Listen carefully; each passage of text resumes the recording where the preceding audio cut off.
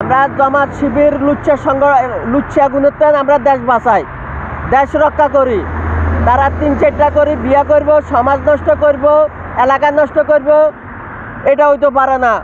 আমরা বাংলাদেশে বসবাস করতে হইব, আমরা বাংলাদেশের প্রতিটা নাগরিক বসবাস করতে হইব। তারা 3-4টা করে বিয়া করব, একটা ঘরে রাখবো, 3টা দেশের বাইরে ছাড়ি দিব, তালিমের নামে এলাকা নষ্ট করব, এটা হইতে পারে না। আসেন আমরা জামাত শিবির মুক্ত বাংলাদেশ গঠন করি, বাংলাদেশে একটা আইনের শাসন ফিরে আনি, বাংলাদেশে মত সৃষ্টিকারীরে দাফন করি, মত সৃষ্টিকারীরে আমরা চিরদিনের জন্য দাফন করে দিই। কারা বাংলাদেশের কবরতে লাশ উঠে লাশ ফোড়া দিতে আছে, কারা বাংলাদেশে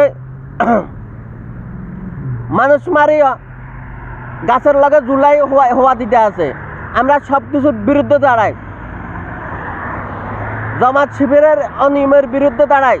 কারা ব্যাংক ডাকাতি করছে, রাতে রাতে ব্যাংক দখল করছে, কারা মেল কারখানা দখল করছে, এই লুটপাটের টাকা কারা ছিনতাই করছে। আমরা জাতি যদি বাংলাদেশের জাতির শেখ হাসিনার জন্য পতন করাইছে, এই হিসাবে জামাত শিবিরেরও পতন করাইতে হইব। এটা ইমানের দায়িত্ব। বাংলাদেশ বাঁচাইতে হইলে জামাত শিবিরের সবাই দায়িত্ব এটা।